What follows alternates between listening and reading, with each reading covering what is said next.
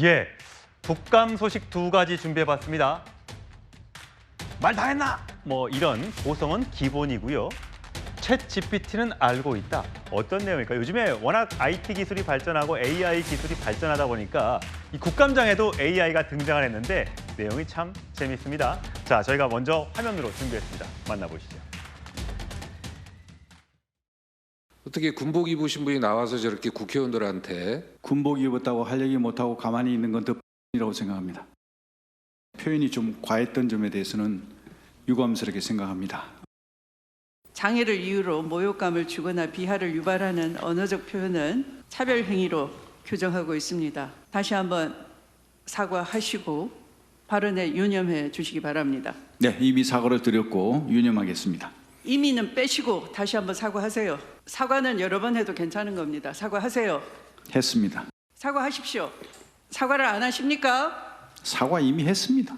누구한테 사과했습니까? 아까 제가 했습니다.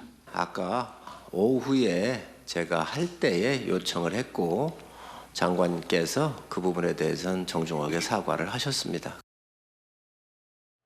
예, 국민의힘 호준석 대변인 나오셨어요? 어제 국방위 국감에서 김명현 장관이 군복 입고 할 얘기 못하면 더 X다.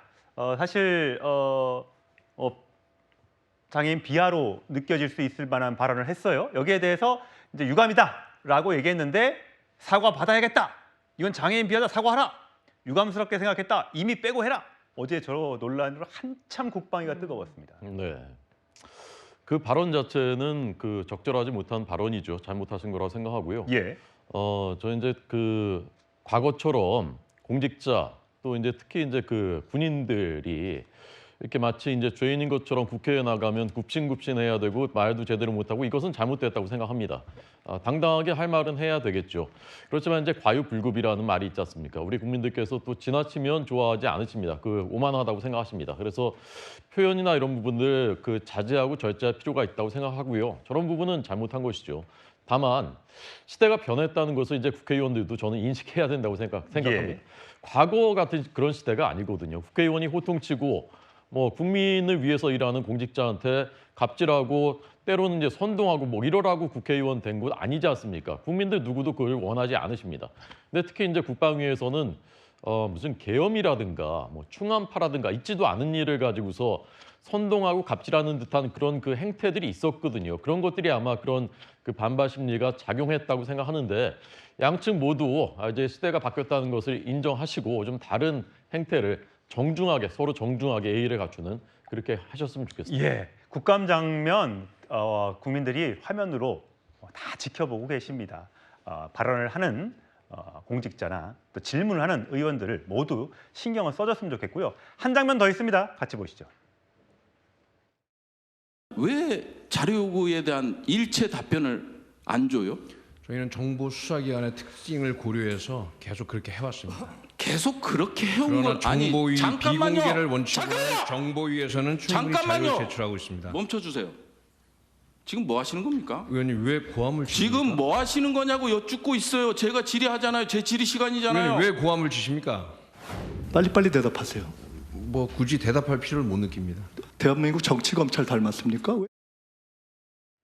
예, 장님.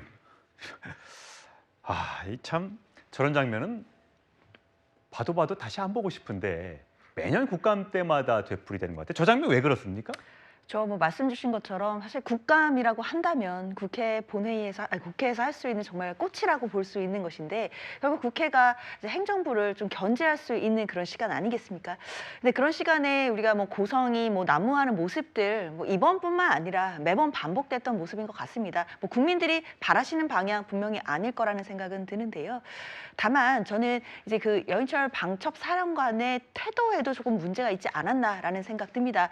물론 뭐 누가 더 잘못했냐 잘잘못을 따지기는 좀 어려운 상황도 있겠지만 적어도 국감장에서 국회의원들이 질의를 하는 것은 국회의원 개인이 한다라기보다는 국민을 대표해서 국민을 대표한 대의기관으로서 정부 기관에게 질의를 하는 것이라고 봐야 될 것 같습니다. 그렇다면 물론 국회의원이 항상 호통을 치고 뭔가 갑질하는 모습을 보여주는 것 이것도 바람직하진 않겠지만 그렇다 하더라도 국민을 대표해서 국민을 대신해서 묻는 질문에 대해서는 정부 기관을 대표해서 나온 분들은 조금 더 존중 존중하고 그리고 태도적인 면에서도 좀 더 국회의원들을 또 국민들을 존중하는 태도를 보여주는 것이 어떨까 하는 아쉬움은 조금 있습니다. 사실 국민들 입장에서 볼 때는 일부러 저렇게 조금 더 도드라지게 보이기 위해서 그렇게 하는 것인가? 아니면 상대방의 실수를 유발하기 위해서 그런 것인가? 이렇게 또 의문을 갖고 계신 국민들도 계실지 모르겠습니다. 자, 국방위에서는 정말 많은 장면들이 나왔는데 이번엔 차지철 이름이 나왔습니다. 화면으로 만나보시죠. 충암고 기운이 넘쳐요. 우리 장관께서 또 여인영 방첩사령관 하는 거 보면은 전두환 차지철 같아서 아주 좋습니다. 감사합니다. 기세가 넘쳐가지고. 예, 고맙습니다. 그래서 차지철 발가락도 못 따라간다.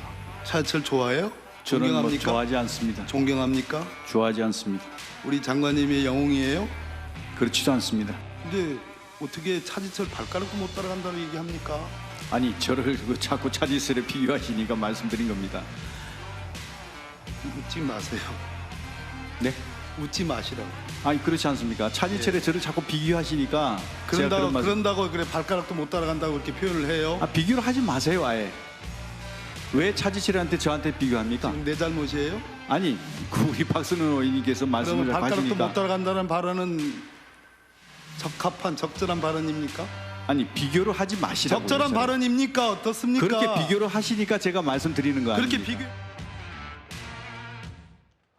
국방위에서 지금 물어볼 게 참 많은데 윤기철 부위원장 지금 뭐 오물풍선부터 해서 뭐 두국가론 뭐 통일 뭐 등등 얼마나 많습니까? 근데 이 차지철 이름이 나와서 이게 결국 계엄, 충암파 뭐 이런 거죠. 그러게요. 뭐 차지철 뭐 알다시피 역사적인 의미가 있는 사람이잖아요. 이제 부정적 의미가 가장 크죠. 그리고 민주당이 주장하는 계엄 관련해서 또는 대통령 시해 과정에서 상당히 관여가 돼 있는 분이죠.